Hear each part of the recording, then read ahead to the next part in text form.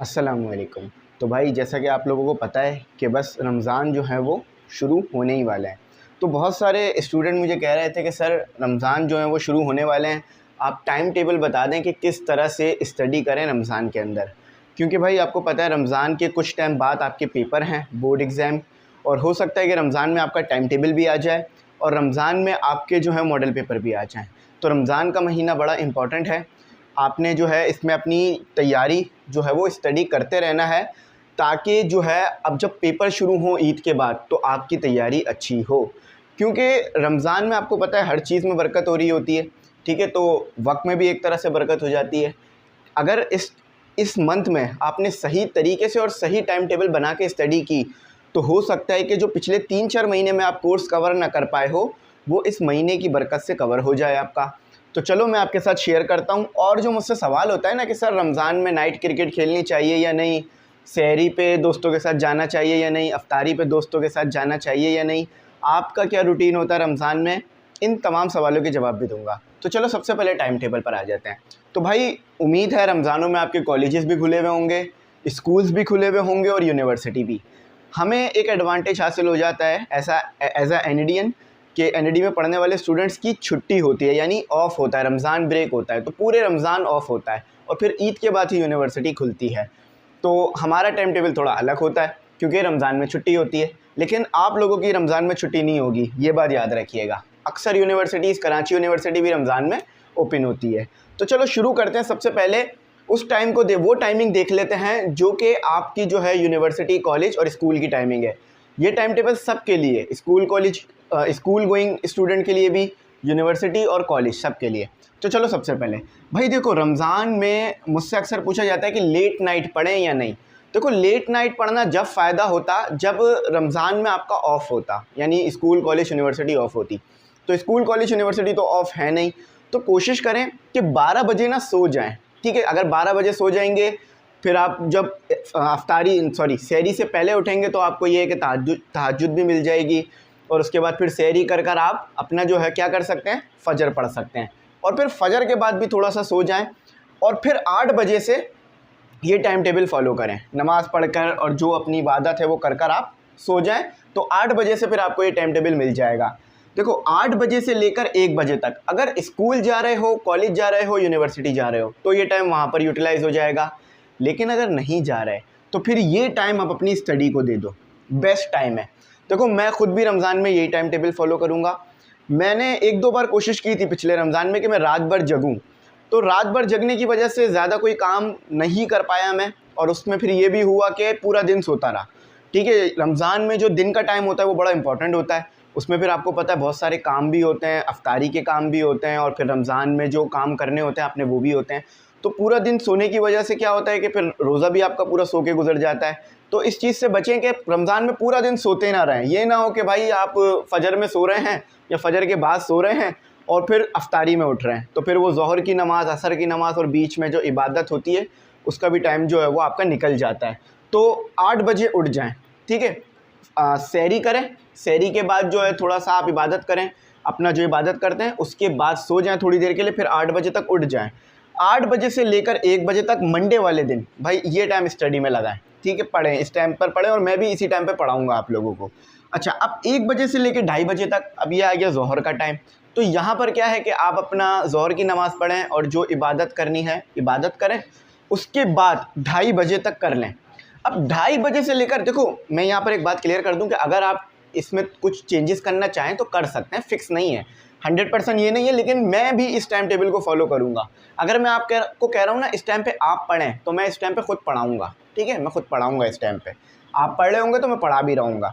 अच्छा, 1 बजे से लेकर 2:30 बजे तक आपने ज़ोहर की नमाज़ पढ़ ली और जो अपनी इबादत है वो कर ली, कुरान मजीद भी आप पढ़ें इस टाइम में, ठीक है? और कोशिश करें कि एक रोज़ सिपारा या एक रोज़ जो है वो आप पारा कंप्लीट करें रमज़ान में। तो इससे ये होगा कि 30 दिनों में आपका जो है कुरान भी कंप्लीट हो जाएगा। हाँ, अगर ज़्यादा पढ़ सकते हैं तो बहुत अच्छी बात है, आपने पढ़ना है, ठीक है? मैं भी कोशिश करूँगा पूरी और इंशाल्लाह करेंगे।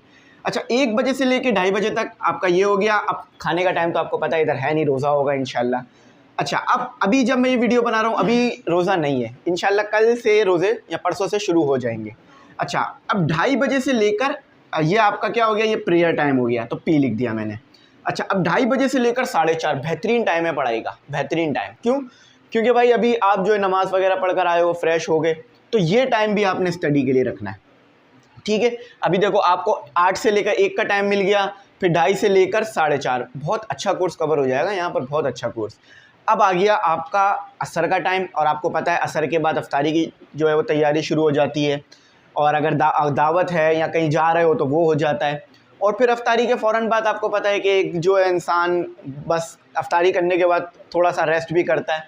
तो अफ्तारी के बाद, अफ्तारी और इशा के दरमियान ना पढ़ें, क्योंकि टाइम थोड़ा कम होता है। अब पढ़ने बैठेंगे फिर उठेंगे, तो ये टाइम रहने दें। 4:30 बजे से लेकर 10 बजे तक, यानी तरावी तक आप जो है वो असर कर लें, अफ्तारी का काम कर लें, घर वालों के साथ टाइम स्पेंड कर लें, और अफ्तारी कर लें, फिर घर वालों के साथ टाइम स्पेंड कर लें, या अगर कुरान शरीफ पढ़ते हैं तो वो पढ़ लें।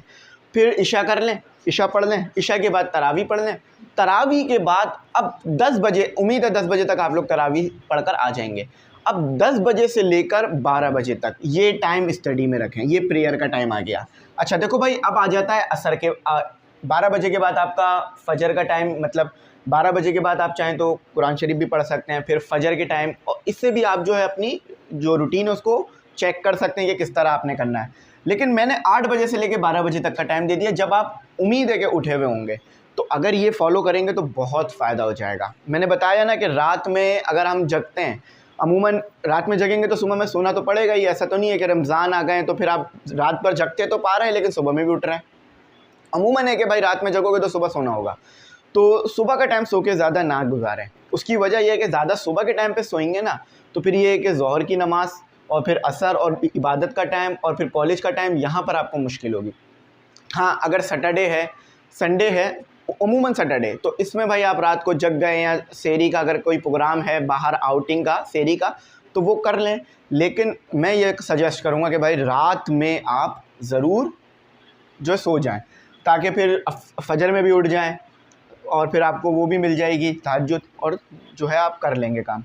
अच्छा, अब ट्यूसडे का भी सेम रखें, ठीक है, ट्यूसडे का भी सेम रखें, और फिर ये भी सेम रखें, ये भी सेम रखें, और ये भी सेम रखें, ये भी सेम रखें, ठीक है।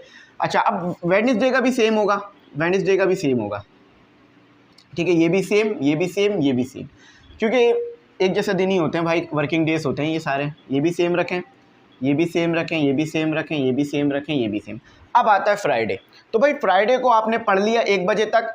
अब ये जो प्रेयर टाइम है ना, और ये वाला प्रेयर टाइम, इनको मिला लें, क्योंकि भाई अब जुम्मा पढ़कर आएंगे तो अमूमन है कि 2-2:30 बज जाते हैं।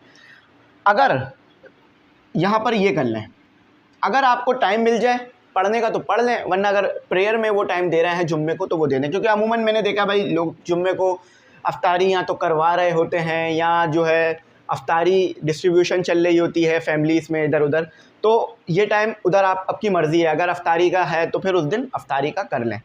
अच्छा, मैं फिर कह रहा हूँ, टाइम अगर आप अपनी मर्ज़ी से चाहें तो चेंज कर सकते हैं। मैं तो खुद इस टाइम टेबल को फॉलो करूँगा जब भी आपको बनवा रहा हूँ। अच्छा, फिर आपका वही टाइम आ गया असर का, अफ्तारी का और इसका। अच्छा, फिर वही है कि आपको 10 से लेकर 12 तक का टाइम मिल जाएगा, तो फिर उसमें आप कर लें। अब सैटरडे आ गया।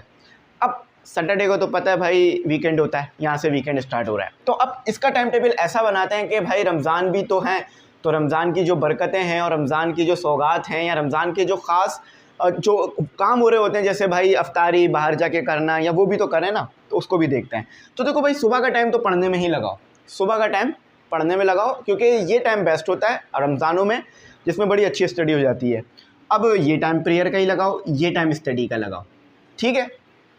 अब यहाँ पर रिलैक्सेशन है भाई, यहाँ आपने प्रेयर कर ली, अब ये आपका अपना टाइम है, चाहे तो फ्री टाइम कर लो या जो चाहो वो आप कर सकते हो इस टाइम में, ठीक है। अब ये टाइम आपने फ्री कर लिया, उम्मीद है कि भाई रात को जाओगे भी आउटिंग में, या रात को सहरी करने, या कोई भी प्लान होगा आपका इस तरह का, क्रिकेट का। अक्सर लड़के क्रिकेट भी खेल रहे होते हैं। मैं खुद बता दूँ भाई, मैं नाइट मैच बिल्कुल भी नहीं खेलता, ना ही मैं मैच देखता हूँ, ना ही मैं मैच खेलता हूँ, क्योंकि टाइम नहीं मिल पाता। तो ना मैं क्रिकेट देखता हूँ, ना मैं क्रिकेट जो है वो खेल पा रहा होता हूँ। हाँ, पसंद है लेकिन टाइम नहीं मिलता, काम होते हैं, तो वो ज़्यादा इंपॉर्टेंट है ना। क्रिकेट ये है कि भाई ऐसा नहीं है कि क्रिकेट लाजमी है कि आपने क्रिकेट खेलना ही खेलना है, या क्रिकेट को टाइम देना है। भाई पहले अपनी स्टडी को टाइम दो, दूसरी चीज़ों को। हाँ, अगर थोड़ा टाइम बच जाए तो क्रिकेट खेल लिया या इस तरह कर लिया। भाई क्रिकेट फ़ैन नाराज़ नहीं होइएगा, साफ पहले बोल रहा हूँ, क्योंकि हमें फोकस करना है अपने फ्यूचर पर, और फ्यूचर अगर आपका क्रिकेट है तो अलग बात है। लेकिन अगर फ्यूचर आपका इंजीनियर, डॉक्टर या एक अच्छा इंसान बनना है, क्रिकेटर नहीं बन रहे, एक कोई और बन रहे हो, कोई और प्रोफेशन चुन रहे हो, तो फिर उसको फोकस ज़्यादा करो। अच्छा, क्योंकि क्रिकेट तो आप आगे भी खेल सकते हो। आप, मुझे क्रिकेट का शौक है तो भाई मैं रमज़ान के बाद भी खेल सकता हूँ, कोई मसला थोड़ी ना, और खेलेंगे भी। अब संडे आ गया, अब ये आप, मुझे पता है भाई यहाँ पर आप स्लीप कर रहे होगे, अब ये आप सो रहे होगे, उसकी वजह क्या है कि भाई रात को आप जगोगे तो सुबह में तो सोगे ही अमूमन है। अच्छा, अब ये टाइम आपका प्रेयर का है, उठ जाइएगा भाई, 1 बजे उठ जाइएगा। ऐसा नहीं है कि पूरा ज़ोहर तक ही सोते चलेगा फिर असर तक चलेगा, ऐसा ना करिएगा, ठीक है। अमूमन आपकी अगर पहले रूटीन बनी हुई होगी तो उठ जाओगे ज़ोहर से, और ऐसा भी हो सकता है कि ज़ोहर से पहले भी उठ जाओ, बहुत पहले उठ जाओ। अगर उठ जाओ तो फिर देखना क्या काम करना है, ठीक है। अच्छा, अब आ जाओ यहाँ पर, स्टडी कर लो, एक स्लॉट निकाल लो स्टडी का। उसकी वजह यह है कि भाई संडे को भी यूटिलाइज़ करो, पेपर करीब है इसलिए एक स्टडी का स्लॉट निकाल लिया। फिर प्रेयर टाइम आ गया, अफ्तारी सहरी हो गई, अफ्तारी हो गई, सही है। अच्छा, अब यहाँ पर स्टडी कर लो, ठीक है, ताकि फिर अगले दिन जब उठो तो टाइम टेबल पता हो कि भाई क्या करना है। अगले दिन मंडे शुरू होगा दोबारा, तो पता हो क्या करना है क्या नहीं करना है, आपको सब आ रहा हो। तो अगर ये टाइम फॉलो करोगे तो देखो आपको प्रॉपर हर चीज़ के लिए टाइम मिलेगा, और हर चीज़ आप आसानी से कर पाओगे। आप नमाज भी पढ़ पाओगे, इबादत भी कर पाओगे, और सारी जमातें भी हो जाएंगी आपकी बाजमात, और आप कुरान शरीफ भी पढ़ सकते हो और इबादत भी कर सकते हो, और अपनी तालीम को भी साथ लेके चल सकते हो। तो फॉलो करना इस टाइम टेबल को, मैं इंशाल्लाह इस टाइम टेबल को फॉलो करके ही सारे काम कराऊंगा।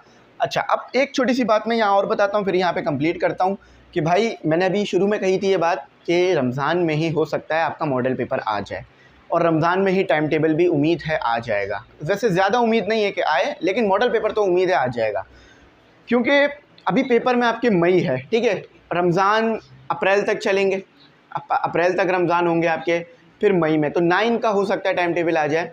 क्योंकि पिछली बार मुझे याद है कि रमज़ान में टाइम टेबल आ गया था, रमज़ान में मॉडल पेपर आ गए थे, और रमज़ान में ही मैंने गेस्ट पेपर देना शुरू कर दिए थे, तो उस टाइम पे जल्दी आ गई थी। तो अगर मॉडल पेपर आ गया तो मॉडल पेपर शेयर कर कर उसका सलूशन शेयर करना शुरू कर दूंगा, फ़ौरन सलूशन मिलेगा, वेट नहीं करना पड़ेगा आपको इंशाल्लाह। सबसे पहले सारे काम रोक कर मॉडल पेपर सॉल्व करेंगे इंशाल्लाह, ठीक है, ताकि मॉडल पेपर पता चल जाए। और इस बार मॉडल पेपर थोड़ा अलग तरीके से सॉल्व कराऊंगा, सारे तरतीब भी बताऊंगा, सारे क्वेश्चंस के आंसर भी दूंगा, ताकि अच्छी पढ़ाई हो जाए। और इसके अलावा क्या था भाई, और हाँ, यहाँ पर मैं आखिर में कहूँगा कि भाई देखो, रमज़ान आने वाले हैं, रमज़ान में हर चीज़ में जो है वो बरकत होती है, और रमज़ान में अगर आप पढ़ोगे तो आपको बहुत फ़ायदा होगा।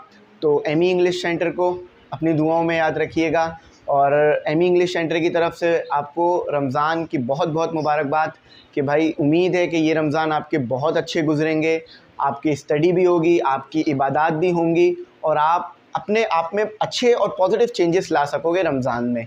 और एक और बात भाई, रमज़ान के अंदर दूसरों का भी ख्याल रखना, ठीक है, अपने आस पड़ोस का, अपने दोस्तों का, कि कहीं कोई ज़रूरतमंद तो नहीं है।